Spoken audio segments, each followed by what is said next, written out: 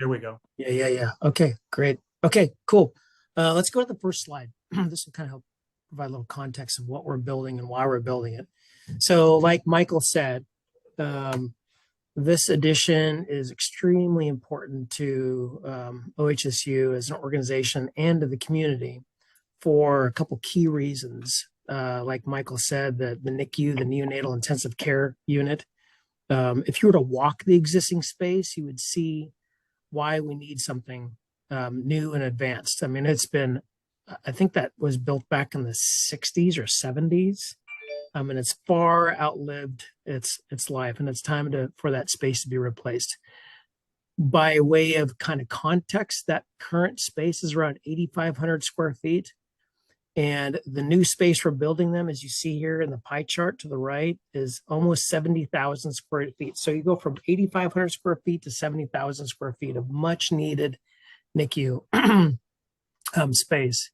And like Michael said too, I mean, this is some of the most fragile patients that we have, and the level of acuity and care necessary for those tiny little babies is beyond what anybody else can handle. Adults are pretty able to handle, but like our building, the level of vibration control, sound attenuation, and all of those things that we are going to provide for that group is pretty phenomenal. I'll also mention too that with that NICU, we also bring over labor and delivery, 12 patient rooms for labor and delivery. We're bringing over 28 postpartum rooms, so it's after birth. So a mother can and her baby can be there for weeks as needed. We also have 7 antepartum rooms. It just says 4 dedicated antepartum rooms, but we'll have a total of 7 of those rooms. Which means, before birth, obviously. So we've got special care for those mothers who need that type of care. We call them couplet care rooms. This is a kind of a NICU type of program where mother and her neonate can receive care that you can't get anywhere else, and like in the labor and delivery room. So this is a kind of higher level of acuity that the mother and the neonate can be together. And studies show that's where you get a lot of the healing, is in that environment with the mom.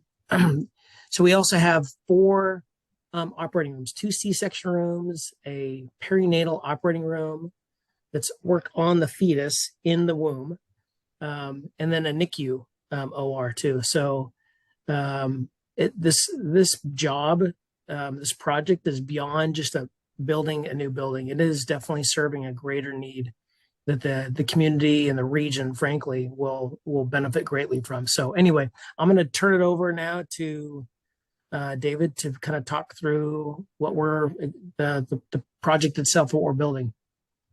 Thanks, David. Any questions, by the way? Yeah. Real quick pause. Any questions about that? Okay. In the pie chart, it says up on the right top corner, it says MEP. What does that stand for? Yeah. Thank you for pointing that out. That means the mechanical spaces, all the electrical rooms for all the electrical gear and equipment, and then the plumbing also. So those spaces are kind of okay. Their own little space, how much room that all takes up. And it's a pretty good sizable space. Sure. The infrastructure of the building requires. Okay. Good question. Thank you. Yeah, good. And then the other thing that maybe is most important about this too, David, right, is that what's great about this new addition is it's consolidating all of these functions. Right now, these are dispersed throughout the hospital, and this addition, this singular building, allows all of those really important adjacencies to come under one building. And so that's what is really also important about bringing all these programs together. Yep. So let's go to a little context setting here. So can you guys still see my screen? And is that like menu bar? Can you guys see that up at the top of the screen? I'm trying to get rid of it. Okay, good. Nope. Glad you can't see it. Right. So we're in a helicopter flying up around OHSU. And so what we've tried to do is identify the kind of site area that this building, the addition, is going to land within campus. So here's Doernbecher, right? Here's the bridge over to VA. Here's the tram kind of head house up here. And so this is that space between veterans, you know, on the south side, and then lower campus drive down on the lower side towards the inner side of campus. As we're looking east towards Mount Hood and the river, here's Doernbecher and here's veterans right here. Can you guys see the pink arrow okay too? Perfect. And then here's Lower Canyon Drive down here and Campus Drive down here. Here's the nursing school. Here's the treehouse new apartments that are here. And so we're kind of on the hillside here. As we look west, here's Garage D right here. Here's the central plan and the student center. And these are the kind of round tops of Doernbecher here. So you can see that site area there. And then as we look back south towards the VA a little bit, it's this kind of hillside. And that's where the arrow is now, is the kind of existing drop off for the Doernbecher Children's Hospital. Does that make sense? Do you guys see where this is on campus? Yep, great. The other thing that's really interesting about this, not only is it this great opportunity to consolidate these programs, it's kind of a fun challenge for us to figure out, well, how do we plug this into Doernbecher? So it's got the existing connections that it needs. It's got that kind of lifeblood connection back to these other campus connections and campus amenities and campus services connecting through Doernbecher. And in order to do that, we've got to build on this hillside, right? And so this hillside is this kind of treed area that's between veterans and Campus Drive, but it also has about 90 feet of grade change. So if you look at the little illustration on the right, you can see we're looking directly east at Doernbecher. This is the entrance to Doernbecher down here. There's the existing retaining wall that's down here, and there's some parking and that drop off with that really beautiful tree that's here. And that hillside goes up about 90 feet to get up to veterans. And so what we're trying to do is find a spot on that hillside and over the parking there to allow this program to plug into Doernbecher at the 8th floor, which is where that really important connection is, to connect the labor and delivery floor, which has the surgery suites in the new building, with the surgery suites on the same floor of Doernbecher, which is the 8th floor. Does that make sense? I know it's kind of interesting to look at these two-dimensionally in drawings, but I just want to make it sure it makes sense before we go to the next one. Yeah. This is another kind of same idea, but we dropped the building program on top of it so that we could see where it's sitting within the canyon. So here's Lower Canyon Drive. This is the drop off for Doernbecher right here. This form behind it is Doernbecher spanning. You know, Doernbecher is a bridge that spans over the road there. This is the VA Medical Center in the background, and then our basically 4 floors of program are going to fit within the canyon and kind of poke up just a little bit above what is the existing Doernbecher Hospital. And as David stated, the really important part of this piece in the program are these 2 floors of the NICU, the neonatal intensive care unit. Each one of these will have 30 beds on it. The next floor down in the dark blue is the postpartum and antepartum rooms. And then the really important connection here is on the 8th floor with the labor and delivery floor. And that's where those C-section suites will be, so that they have that connection over to the surgery suites at Doernbecher. And then we've got tucking some mechanical space down below. And so that's that 90 feet of grade change here. So we're kind of nestling into the hillside. And Christina or Zachariah, David, anybody else like lean in if I'm kind of zipping past anything that is important. And then one of the things, it sounds like Michael mentioned in your last meeting that we were going to sit in front of the design commission in early October to kind of share our first thoughts of how this building might sit and how in the site and how the building might look. And we used a couple of these next slides that we're going to share with you just as our first ideas to get some feedback from the design commission to see if we're headed in the right direction. And the building itself is kind of comprised of these 4 key components, where number 1 is the kind of main building volume. Number 2 is the kind of vertical circulation and elevator cores that are taking people up into the building. That also has the bridge that connects back to Doernbecher. Number 3 is the new lobby that's going to be attached to the existing Doernbecher lobby. And then number 4 is that kind of space under the building. So it's starting to kind of lean over the existing parking down there. So we were calling that the understory, and that's got a couple of different components to it. It's got the kind of ceiling or soffit area. It's got the columns that are coming down. It's got the existing retaining wall, and then it's got the new wall that we're building there. But those are the big 4 design components that we wanted to share with the design review to get their feedback on. And as we start to see what that really looks like, I'm going to start in the upper left-hand corner and kind of work my way around clockwise. So this view up here is if you were standing across campus looking south. Here's Doernbecher to the left. The treehouse apartments are over here to the right. And then this is the new Doernbecher addition with the bridge that then plugs in on the 8th floor. This is the existing drop off now for Doernbecher that we're tying into, and that's where folks will be coming into this building as well.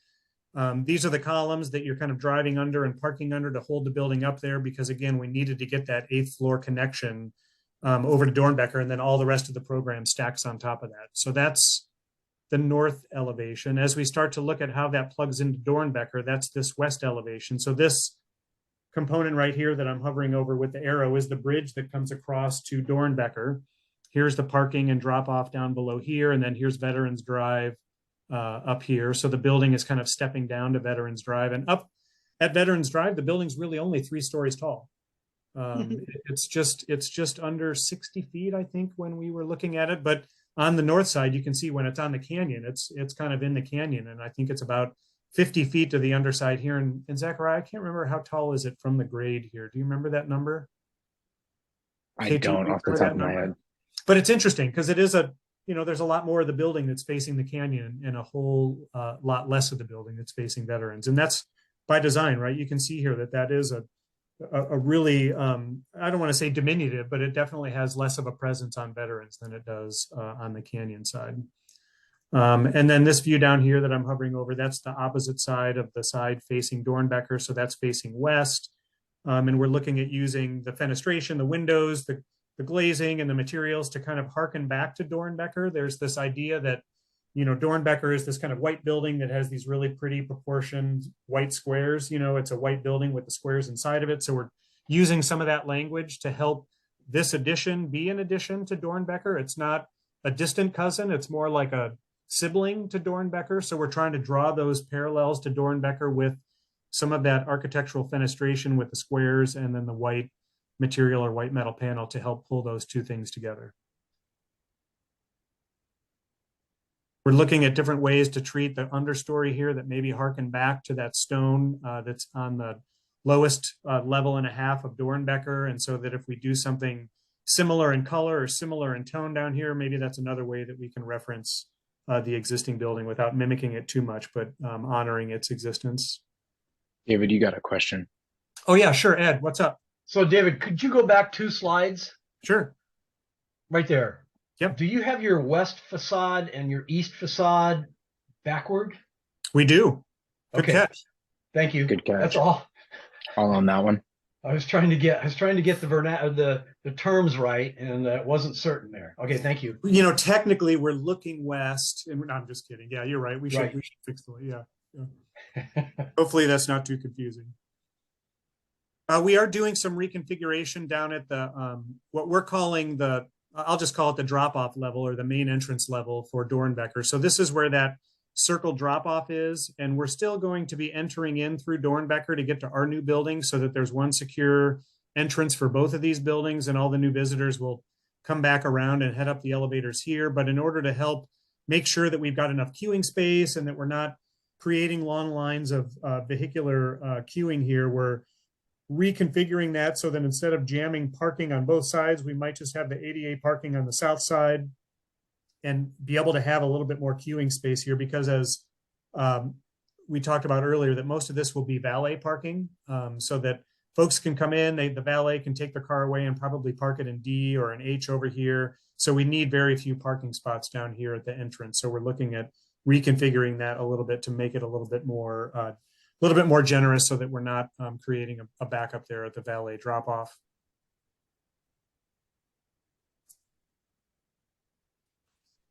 And then when we zoom out just a little bit to look at the entire site, this is the entire side of the building. This is the lobby down below. This dashed line is where the bridge is coming over to connect to Doernbecher.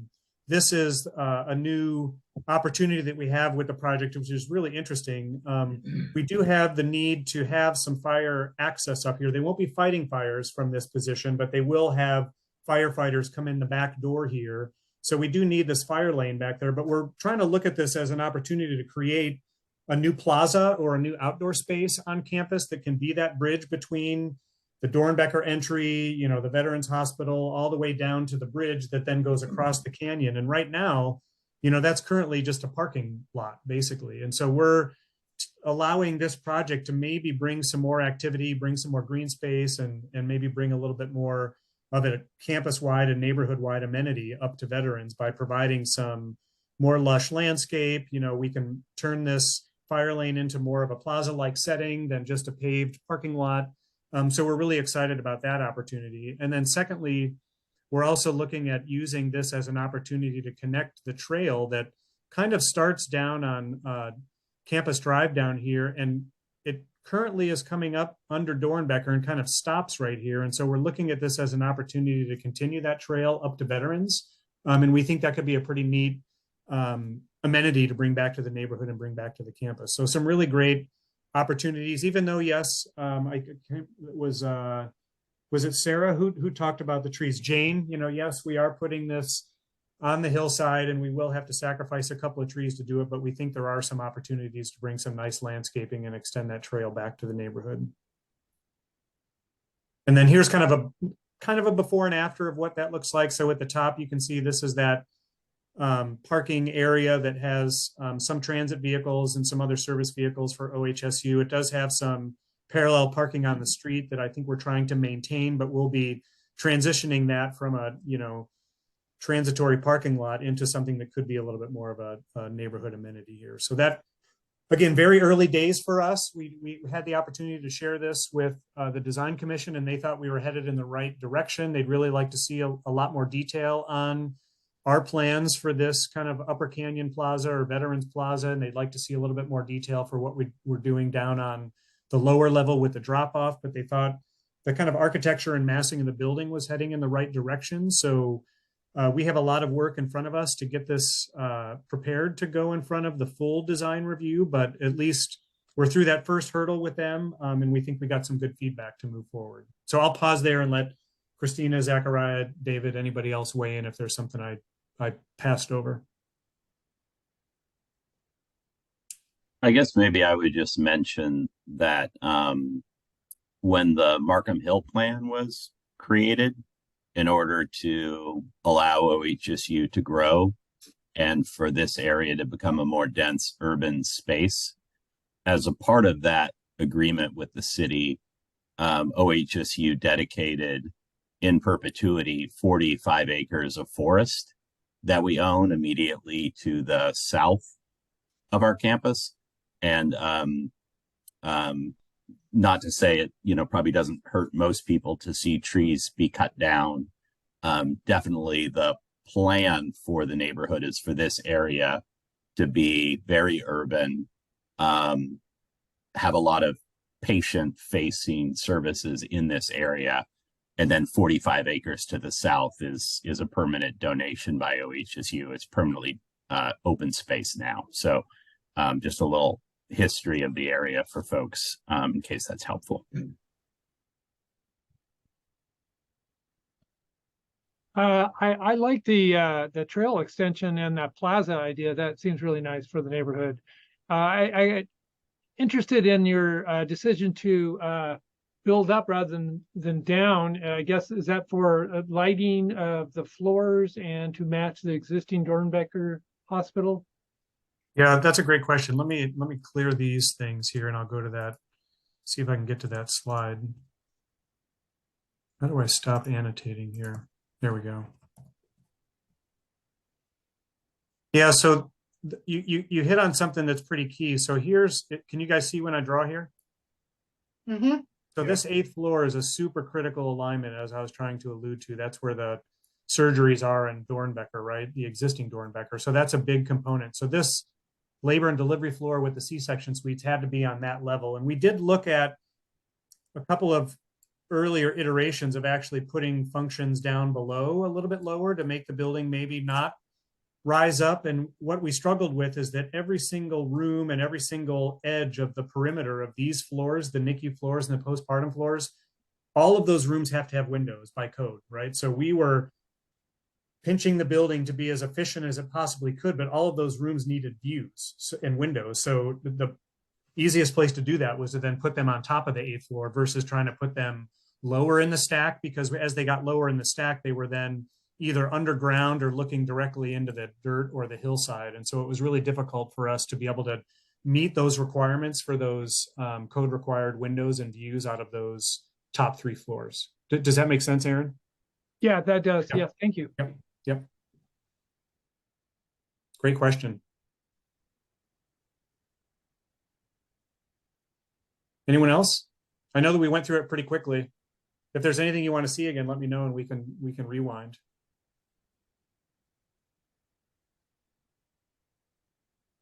And is it helpful for me to talk a little bit, or really anyone, is it helpful for me to talk a little bit about process and, and sort of the fact that the neighborhood has weighed in on different projects over the years and kind of how they've done that, or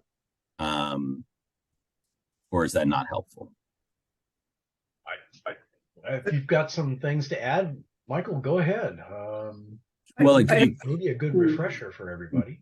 Could I ask one quick question? What's the time frame? When are they hoping to get it through council or through all the whatever the zoning, everything you guys have to do to make the building start? When do you hope to start breaking ground, I guess? And how long will it take? So first I should probably say that the way that OHSU pursues projects is we go to our board and we ask our board for permission for funding to do a study. And then we go back and ask for money to get through like the land use process, which is what we've started to do now. And then later we go and ask for full funding to build the project. So it's probably worth, sort of being clear that we don't have full funding approval for the project yet. And David Dwyer, do you know when we think we might be going to the board at this point to ask for full funding? Yeah, good question. And way to just kind of segue into that, because that's a super important point about the funding approval process. I would expect that we would be prepared to go to the board in the late spring seeking funding from the board. And so with that, the desire would be to be in the ground by the summer of 24. And if everything goes well, we would be able to see, the first patient in the fall of the year of 2027. So we got quite the journey. And then as far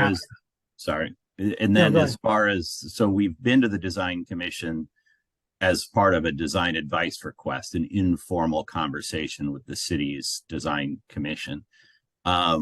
When do we think we're going to be back in front of them where they will actually vote on whether the sort of the aesthetics and the design of the building kind of meet their standards? When might that be? Yeah, I think we're targeting the end of the winter. So, February, March is when we're hoping. Again, all things, we're still early, and I'll use this time to just kind of let everybody know everything you're seeing is conceptual. So we're deep into the design process, and it's a lengthy, lots of decisions and parts and pieces that we're having to decide on. So if you see something today that might look a little different, don't be surprised. It's the way this process works. Even the design commission may not, at the end of the day, may ask for something else or a little bit different or a tweak here and there, or even OHSU may ask for some changes or modifications. So anyway, we got to plow quite a bit of field to get to the point where we're ready to start. But like David said early on, a lot of this work, there's a lot of people who are behind this and like what we're seeing. And so it's pretty exciting, mostly because of what's going to happen in the building. So we forget sometimes these are really pretty concepts, but what's super important is that NICU and the patients this building will serve. So can't overemphasize that. It looks like Bob Bonner maybe has a question. Bob? Yeah, I just was curious about the maternal care units that you have. Do you have a intensive care unit for the mothers in that space? No, there's no ICU for adults in this space. That would be back in the hospital. Yeah, I just would comment. My wife had eclampsia and ended up at the other end of the hospital in an ICU. Yeah. Yeah, that's where those patients are best served, in that part of the hospital where they have the appropriate clinical staff to handle that kind of need. But I think, I mean, definitely, Bob, I kind of hear what you're saying, that this project will help families stay closer and have more privacy. But obviously it doesn't solve all the situations Right. that could arise. So I definitely hear what you're saying, but yeah, the project doesn't. No, I was just fully curious. allow I that, don't. you know. That was a relatively rare circumstance, but Understood. Bob, do you have another question, or is your just hand still? no, I'm sorry. Oh no, yeah, I'm not at all. I struggling just with wanted to. doing it on my phone. And not a problem. Not a problem. Does anyone else have any questions before I talk a little bit about process? We try to be very transparent with the neighborhood association about the process we're engaged in, and we try to be very open about the public's opportunity to comment. So I was going to talk a little bit about that, but if anybody has any thoughts, ideas, questions about the design of what they're seeing so far, I don't want to get in the way of that. So does anybody have any questions about the building before I shift to talking about boring process? Okay, so if it doesn't, going big picture, there's really